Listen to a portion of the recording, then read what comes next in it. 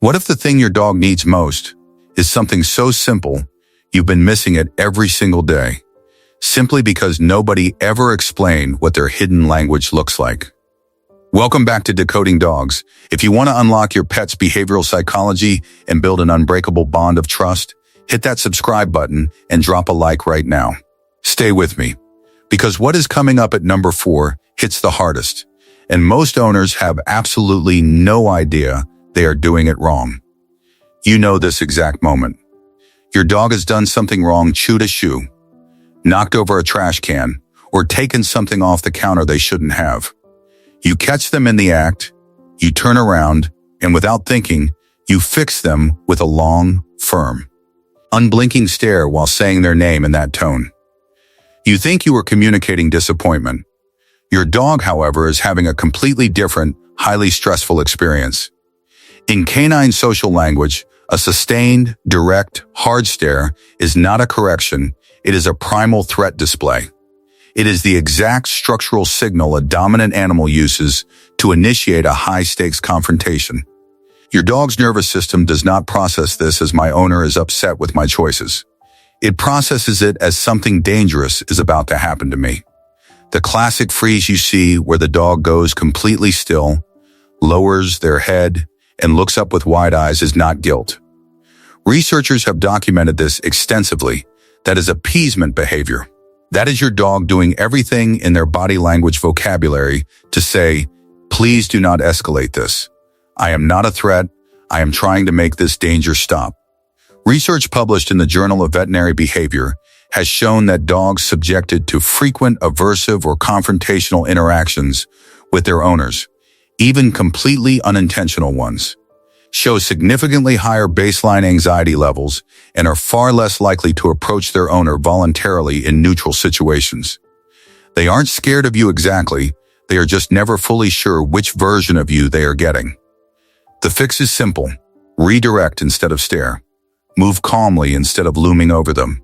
Use your voice to interrupt the behavior, not your eyes to challenge the animal. The relaxed, trusting dog you want cannot exist if part of their brain is always calculating whether your next eye contact is a threat. This one sounds small, but it is incredibly profound. Your dog walks over to you while you are sitting quietly. They approach, sniff your hand, and push their nose briefly against your arm or your face. They are gathering vital biological information, checking your personal chemistry, and running a quiet assessment of how you are doing. And what do most owners do in that exact moment? They immediately reach out and start enthusiastically petting them. It feels like the natural response. It feels like connection, but from your dog's perspective, you have just interrupted a sentence they were in the middle of saying. Dogs assess the people they are bonded to through scent and physical proximity in a way that is far more detailed than most owners realize.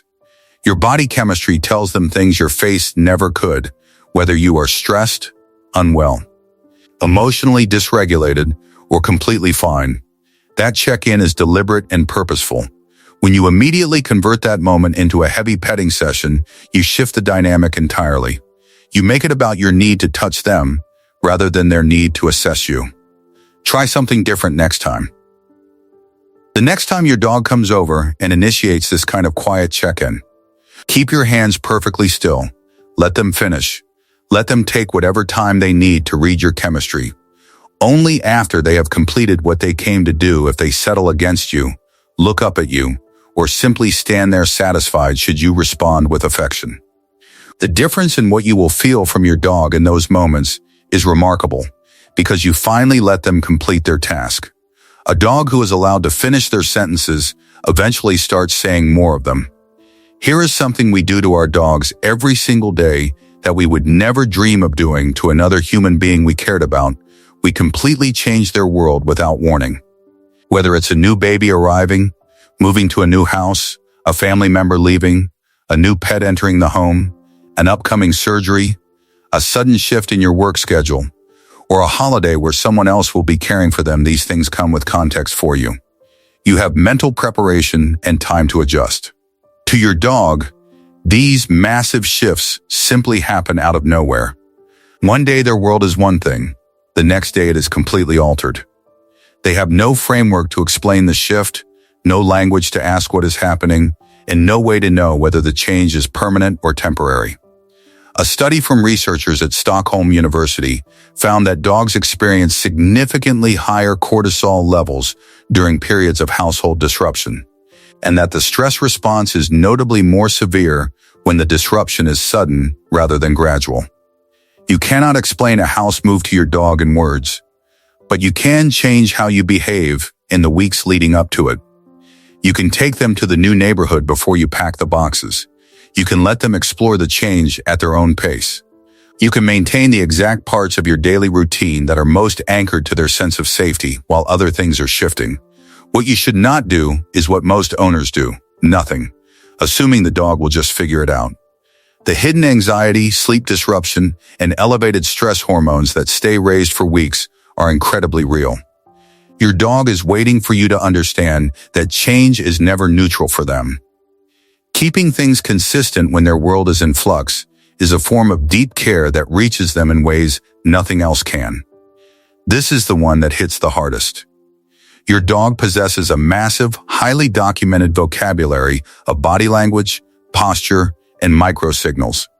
Within that vocabulary, they have a crystal clear way of saying, "Not right now. I do not want this. Please stop."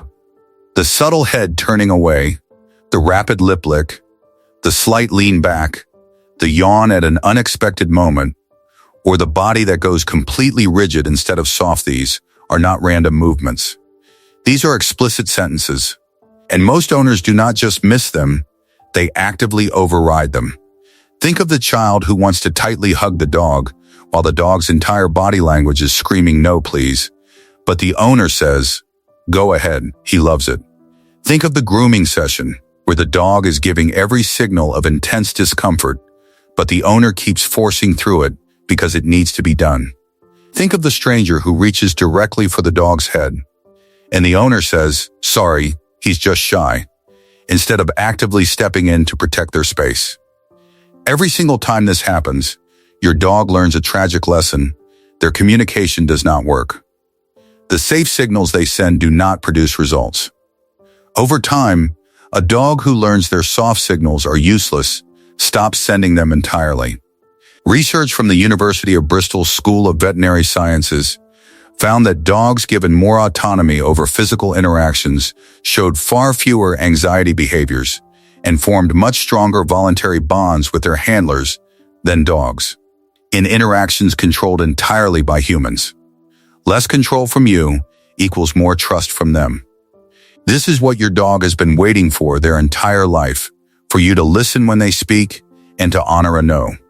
A dog who trusts that their boundary will be respected does not need to escalate to a growl, a snap, or a total shutdown. They can communicate quietly, knowing you will hear them. That is a dog who truly feels safe. Your dog does not need you to be endlessly patient. They do not need you to never have a bad day, to always be available, or to provide constant, exhausting stimulation and engagement. What they fundamentally need is to be able to predict you. Research into canine stress and owner behavior has consistently found that unpredictability in the primary owner, not harshness, not neglect, but simple inconsistency, is among the strongest psychological predictors of chronic anxiety in domestic dogs. An owner who is overflowing with warmth one day and coldly distracted the next, who plays enthusiastically on the weekend but completely ignores them during the work week, or who sets rules that constantly shift depending on their personal mood, is exhausting to a dog's nervous system. They cannot map you. And if they cannot map your behavioral patterns, they can never fully relax around you.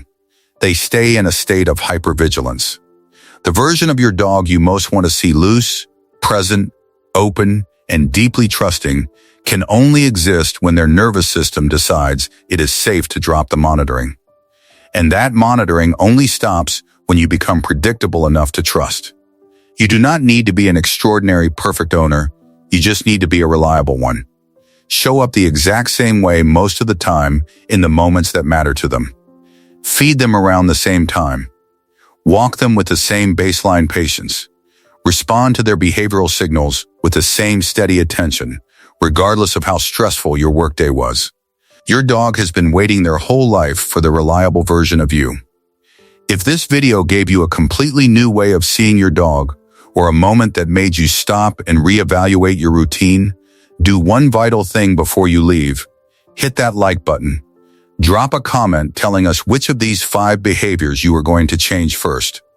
And subscribe to Decoding Dogs so you never miss a breakdown. The more you understand your dog, the better life gets for both of you.